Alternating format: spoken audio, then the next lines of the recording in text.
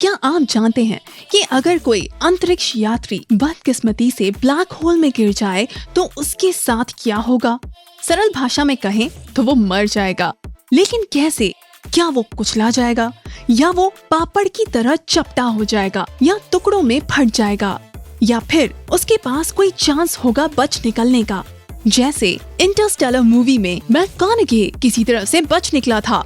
एक बार फिर नमस्कार दोस्तों। तो एक ब्लैक होल है और एक हमारा चैनल है। उम्मीद है आप अब तक ये तो जानते होंगे कि ये है क्या। तो शुरू करते हैं।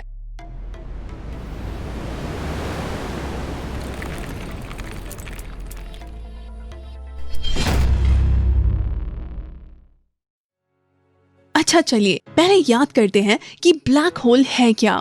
तारे अपने ईंधन को जलाकर गर्मी और प्रकाश का उत्सर्जन करते हैं। उस समय वे एक नाजुक संतुलन में होते हैं। उनकी खुद की गुरुत्वाकर्षण शक्ति उन्हें सिकोड़ती है, लेकिन उनके केंद्रक में होने वाले न्यूक्लियर रिएक्शंस ऐसा होने से रोकते हैं। जब सारे ईंधन का उपयोग हो जाता है तो तारा ठंडा हो जाता है और ये संतुलन बिगड़ जाता है। तब गुरुत्वाकर्षण शक्ति अपनी ताकत दिखाती है।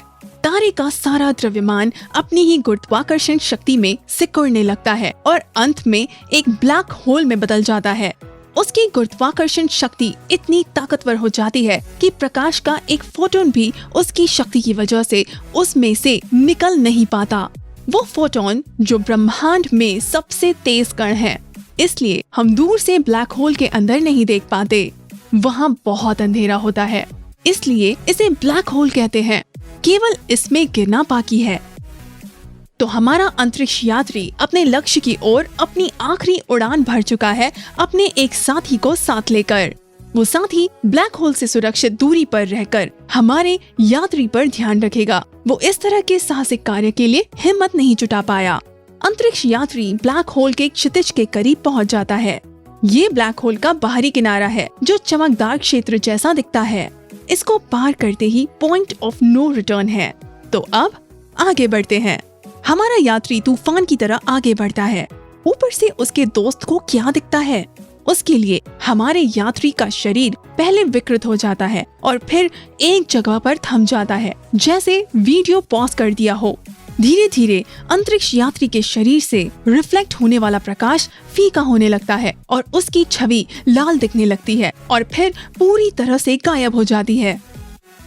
चलो अब देखते हैं कि ये सब हमारे अंतरिक्ष यात्री की दृष्टि से कैसा दिखेगा। हालांकि वो एक अदृश्य दीवार में तो नहीं टकराएगा, बल्कि उसे तो ये भी नहीं पता चलेगा कि उसने पॉइंट ऑफ नो रिटर्न पार कर लिया है और अब वो वापस भी नहीं लौट पाएगा। इसलिए वो बस गहराई में गिरता चला जाएगा। जब वो ब्लैक होल के पास पहुंच रहा होगा तो उसे अपने चारों ओर का स्थान विकृत सा प्रतीत होगा और फिर वो फोटोन क्षेत्र तक पहुंच जाएगा।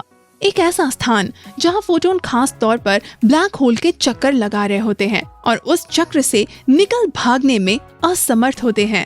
यह जगह इतनी विकृत है कि यदि हमारा अंतरिक्ष यात्री दाईं या बाईं ओर भी देखता है तो उसे अपने सिर का पिछला हिस्सा दिखेगा, क्योंकि सिर के पीछे से प्रकाश रिफ्लेक्ट होकर ब्लैक होल का चक्कर लगाकर उसकी आंखों पर पड़ेगा।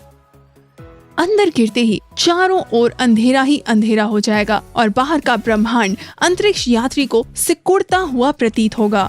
ब्लैक होल के केंद्र के करीब गुरुत्वाकर्षण काफी बलशाली हो जाएगा, इतना बलशाली कि बहुत कम दूरी पर भी इसके खिंचाव में फर्क महसूस होगा। मतलब ये कि अंतरिक्ष यात्री के सिर की तुलना में पैर अधिक शक्ति से केंद्र की ओर खींचेंगे और परिणाम स्वरूप एक पल में उसका शरीर पास्ता की तरह लंबा होना शुरू हो जाएगा। कहने को तो वजन कम करने और लंबाई बढ़ाने का ये बहुत बढ़िया तरीका है। आपको ये जानकर आश्चर्य तो होगा, लेकिन भौतिकविदों ने इस प्रक्रिया के लिए एक उपयुक्त नाम भी दिया है, स्पैगेटिफिकेशन। आखिर में हमारा स्पैगेटाइज्ड अंतरिक्ष यात्री परमाणुओं के रूप में बिखर जाएगा। परमाणु भी फिर सबएटॉमिक कणों में बिखर जाएंगे। इस प्रकार ब्लैक होल एक विशाल ब्लेंडर की तरह काम करता है, जो जटिल संरचनाओं को पीसकर सबएटॉमिक कणों में बदल देता है। तो हमारा अंतरिक्ष यात्री ब्लैक होल के केंद्र की सिंगुलैरिटी को कभी देख ही नहीं सकेगा। सिंगुलैरिटी वो बिंदु है जहाँ जगह और समय आपस में घुले होते हैं और जहाँ भौतिकी का कोई भी नियम लागू नहीं होता है। सामान्य तौर पर सिंगुलैरिटी एक सुंदर तरीका है ये कहने का कि हमें पता नहीं है कि ये क्या है, इसलिए हमारा अंतरिक्ष यात्री इस चीज को देखने में संभव नहीं होगा। वैसे भी वो तो अब वापस लौटने में सक्षम नहीं होगा कि हमें इसके बारे में बता सके। अंतरिक्ष यात्री के इतने भयानक दुर्भाग्य के बारे में सोचकर ही डर लगता है, लेकिन क्या सच में ऐसा ही है? रुको, यहाँ शायद वो सब कुछ बुरा नहीं है।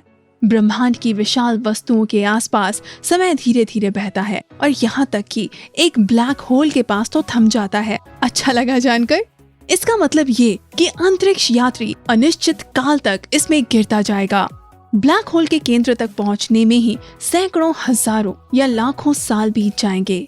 हो सकता है तब तक सूरज ठंडा हो जाएगा, पृथ्वी खाली हो जाएगी और हमारा अंतरिक्ष यात्री एक वस्तु की तरह बस ब्लैक होल की ओर गिरता ही रहेगा। किस्मत से हमारे अंतरिक्ष यात्री का शरीर खराब होने से पहले ही उसकी मृत्यु हो जाएगी। लेकिन क्या एक अंधेरे वैक्यूम में आजीवन कारावास को भाग्य कहा जा सकता है? एक मिनट रुकिए, एक बात तो भूल ही गए। हमारे अंतरिक्ष यात्री के दोस्त ने अपनी आंखों से उसकी मृत्यु देखी थी, और वो भी तब जब ये सुरक्षित ब्लैक होल की ओर गिरता जा रहा था। ऐसा कैसे हो सकता है? दोनों में से क्या सच है? भौतिकी के नियमों के हिसाब से ब्लैक होल के बाहर से अंतरिक्ष यात्री को मृत होना चाहिए, परंतु उसके अंदर जीवित होना चाहिए। लेकिन क्लोनिंग तो असंभव है, यानी कि हमारे बेचारे अंतरिक्ष यात्री को एक ही समय में दो स्थानों पर होना चाहिए, लेकिन उसकी कोई कॉपी नहीं होनी चाहिए। ये एक पहेली है और ऐसी पहेली को इंफॉर्मेशन पैराडॉक्स कहा जाता है। अब सवाल ये उठता है, कौन सा अंतरिक्ष यात्री वास्तव में मौजूद है? वास्तव में कोई भी नहीं है। वास्तविकता देखने वाले पर निर्भर करती है। बाहर से देखने वाले दोस्त के लिए ब्रह्मांड में एक जगह स्थिर रहकर ब्लैक होल की गहराई में देखते रहना मुमकिन ही नहीं था, तो उसकी वास्तविकता में अंतरिक्ष यात्री मर चुका है और यही सच माना जाएगा। लौटते हैं हमारे अंतरिक्ष यात्री के पास। क्या इसके पास सिंगुलैरिटी तक पहुंचने का कोई मौका है? असल में सारे ब्लैक होल एक समान नहीं हैं। उनमें से कुछ अपनी धुरी पर घूमते रहते हैं और इस तरह के ब्लैक होल के केंद्र के रास्ते पर हमारा अंतरिक्ष यात्री न केवल स्पेगेटी की तरह खिंच जाएगा, बल्कि उसे दबाव और खिंचाव के प्रवाहों में से गुजरना होगा। लेकिन यदि ब्लैक होल सुपर मैसिव है तो इसके अंदर जीवित रहने की संभावना बहुत बढ़ जाती है।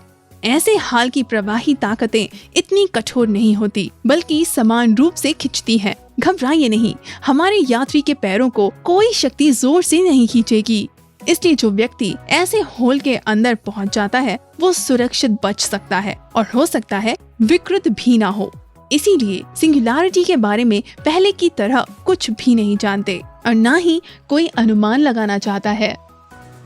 तो फिर समय यात्रा और टेलीपोर्टेशन जैसी वैज्ञानिक काल्पनिक सिद्धांतों के बारे में क्या ये सिर्फ कल्पनाएं ही हैं? क्योंकि ब्लैक होल के अंदर का गुरुत्वाकर्षण समय को मोड़ देता है, इसलिए समय अतीत से भविष्य की एक सीधी रेखा जैसे नहीं दिखता, लेकिन कुछ अधिक जटिल संरचना बन जाता है। और वहाँ शायद हम समय में सिर्फ आगे आगे ही नहीं पीछे भी जा सके, लेकिन वहाँ अगर हमारा शरीर स्पेगेटी में बदल जाएगा तो हमारे लिए समय का क्या अर्थ रह जाएगा? टेलीपोर्टेशन का मामला तो और भी मुश्किल है।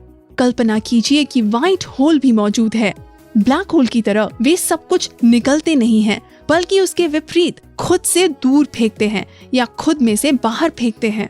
और अगर अचानक किसी अविश्वसनीय तरीके से हमें एक ब्लैक होल मिलता है जो एक व्हाइट होल से जुड़ा हुआ होता है, तो हम इस वर्म होल के माध्यम से किसी अज्ञात समानांतर वास्तविकता में या ब्रह्मांड के दूसरे छोर तक उड़ सकते हैं। लेकिन फिर हम उसी तरफ वापस नहीं आ सकेंगे, इसलिए ये एक तरफा पोर्टल होगा। पता ये चला है कि ब्रह्मांड में ब्लैक होल्स का होना एक सामान्य बात है। वैज्ञानिकों के अनुसार ऐसी लाखों वस्तुएं हैं, लेकिन हमें अब तक 1000 के बारे में ही पता लगा है। ऐसा माना जा सकता है कि आकाश गंगाओं के केंद्रों पर सुपर मैसिव ब्लैक होल्स मौजूद हैं। और अगर हम अपनी कल्पनाओं को खुली उड़ान भरने दें, तो हम कल्पना कर सकते हैं कि उनमें से कुछ वर्म होल्स भी हैं और शायद कोई सुपर विकसित एलियन सभ्यता स्वादिष्ट बर्गर खाने के लिए ब्रह्मांड के एक छोर से दूसरे छोर तक तेजी से सफर करने के लिए वर्म होल का उपयोग करने में सक्षम हो। इसके साथ ही हम अपनी कल्पनाओं की उड़ान समाप्त करते हैं। आज का एपिसोड देखने के लिए धन्यवाद। हमें उम्मीद है कि आपको ये वीडियो पसंद आया होगा। एक जरूरी बात तो बताना ही भूल गए, हाल ही में वैज्ञानिकों ने एक सनसनीखेज खोज की है। उन्होंने पहली बार ब्लैक होल की तस्वीर ली। इसके लिए विभिन्न महाद्वीपों पर स्थित 8 दूरबीनों का उपयोग किया गया था। यदि ब्लैक होल की केवल तस्वीर प्राप्त करने में इतना समय, संसाधन और तकनीक लगे हैं, तो सबसे निकटतम ब्लैक होल तक पहुंचने की भी मात्र कल्पना ही कर सकते हैं।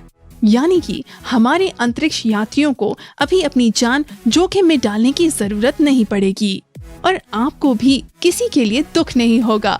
जल्द ही एक बार फिर मिलेंगे, तब तक के लिए आज्ञा दें।